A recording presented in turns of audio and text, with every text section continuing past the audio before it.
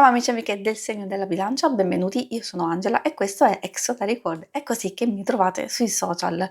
Cosa accadrà in questa settimana per voi? Lo andremo a scoprire insieme. Ovviamente la settimana che analizzeremo è quella dall'1 al 7 giugno e prima di iniziare vi ricordo che è una stesa generica, prendete solo ciò che vi risuona e se volete potete integrarla col vostro ascendente. In descrizione trovate le recensioni dei mazzi usati, i link per acquistarli e i link alle playlist per conoscere il significato delle carte della Sibilla Lenormand e della Sibilla italiana.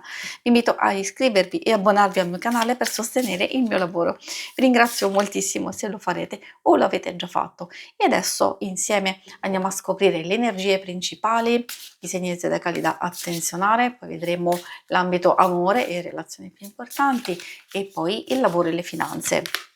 Come indicazione troviamo all'inizio della settimana l'albero e che direi indica una fase di crescita, di analisi, di valutazione. Forse delle questioni del passato finalmente possono essere chiarite o c'è la possibilità di riprendere ciò che è stato messo da parte, ciò che è stato trascurato per appunto dare una nuova spinta in avanti ed ecco proprio la fase di crescita e di evoluzione. Nel corso della settimana potrebbe esserci un po' di stress, quindi questi topolini ci rubano un po' di energia, forse dei contrattempi, dei fastidi, delle preoccupazioni. Consiglio sempre di fare attenzione perché spesso può indicare un qualcosa che abbiamo trascurato del passato e allora quindi abbiamo ancora bisogno di comprendere meglio o cercare proprio di sistemare, ma è una fase passeggera perché si vede che è comunque una settimana impegnativa ma costruttiva. L'abbiamo visto già per una nuova fase di crescita e di evoluzione e lo vediamo anche dal punto di vista delle comunicazioni, delle informazioni che possono arrivare. Se siete voi che dovete comunicare, dire un qualcosa, ovviamente fate attenzione, non fatelo nel corso della settimana, soprattutto al centro, ma verso la fine, forse perché riuscirete a recuperare maggior tranquillità, maggior serenità e quindi le comunicazioni possono essere molto più aperte, molto più chiare. Non solo per voi, però anche per le altre persone. I segni zodiacali da attenzionare nella vostra settimana sono i segni di fuoco, Ariete, Leone e Sagittario. E troviamo anche un po' quelli di Aria, Gemelli, Bilancia e Acquario. E adesso procediamo con l'ambito amore. In questo ambito andremo ad analizzare principalmente coppia single, però ricordo che alcune cose possono riferirsi anche alle relazioni più importanti di amicizia e famiglia.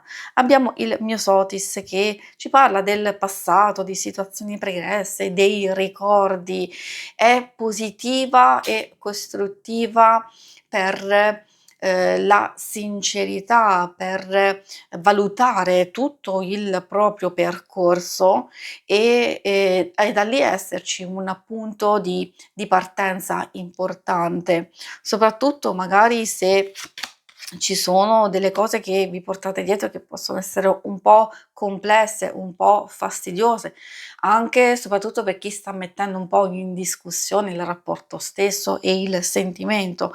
Non sono carte negative assolutamente, stanno solo dicendo che c'è bisogno di connettersi con se stessi su come desideriamo portare avanti un lavoro, di comprendere e valutare anche l'atteggiamento, il comportamento dell'altra persona, però facendo sempre riferimento a tutto il vostro trascorso, non solo della relazione attuale, ma anche di quelle precedenti, per fare un po' il punto e capire come procedere.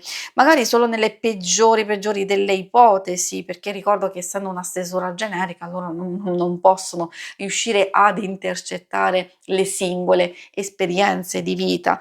Dico che vedendo queste carte nelle occasioni proprio più negative potrebbe esserci un allontanamento, un distacco, non dico una separazione, però Insomma, quello lascio a voi capirlo. Per i single, magari c'è quella fase di passaggio dove state, pensando, un po' rimuginando, valutando, tutto quello che, ha fatto parte della precedente relazione o di esperienze, e allora queste stanno indicando o il desiderio al momento di non stressarsi ulteriormente in una relazione seria e importante, quindi se state frequentando una persona ci possono essere dei distacchi, delle, riconciliazioni, e quindi andare avanti in questo modo, oppure la possibilità di fare nuove conoscenze, che all'inizio potrebbe essere un'avventura, un gioco, un qualcosa, che passa un po' tra virgolette "in sordina", però potrebbe svilupparsi poi qualcosa di interessante successivamente. Non è detto, ovviamente ricordo che sottolineo il fatto che sia una stesura generica, queste carte possono indicare, ahimè, una situazione di passaggio, un coinvolgimento molto intenso, ma abbastanza, fugace. Scusate, stavo prendendo le carte sbagliate, chiedo scusa perché adesso andiamo a vedere la parte del delle questioni più pratiche, lavorative. Per sbaglio sì, avevo preso comunque il sole, che in realtà poteva essere indicativo di una fase di apertura, di miglioramento, e lo ritroviamo effettivamente anche nelle carte che stanno uscendo. Abbiamo allegrezza al cuore, abbiamo la conversazione, abbiamo anche sospiri che ci dice, nonostante ci sia qualcosa che non va, comunque stiamo facendo bene, stiamo cercando di gestire al meglio le nostre energie a livello psicofisico, c'è qualche novità che può essere interessante. A proposito di comunicazioni, di proposte, in realtà con la carta conversazione ci può essere sia un dialogo positivo, costruttivo con le persone del vostro ambiente lavorativo, esserci dei nuovi colloqui, nuove aspirazioni, delle scelte importanti da fare. Quando esce questa carta, di sicuro ci possono essere delle iniziative da intraprendere o delle buone offerte da valutare. Magari se avete esigenza di fare delle spese, degli ulteriori investimenti, o cose che possono riguardare anche la vostra vita strettamente personale. A volte nelle questioni pratiche salta fuori, un hobby, una passione, un qualcosa che è da integrare al vostro stesso lavoro. Quindi per qualsiasi circostanza si vede uno sblocco, un miglioramento. Alcune cose non andranno a risolversi totalmente, dipende se sono cose cronicizzate, sapete che cosa con che cosa avete a che fare, o anche con chi magari c'è bisogno di cambiare un po' di atteggiamento o di valutare possibili comunicazione, e cioè fare delle specifiche richieste. E per chi è alla ricerca effettivamente possono esserci dei colloqui o delle risposte a dei colloqui che avete fatto precedentemente, ma in realtà possono esserci anche delle proposte, delle offerte interessanti da valutare. Si conclude qui la lettura, vi ringrazio per avermi seguita. Se volete, in alto a destra trovate il logo per iscrivervi al canale, mentre in basso trovate le schermate per vedere il vostro oroscopo mensile e il lunare quindicinale. Alla prossima, vi auguro una buona settimana, ciao!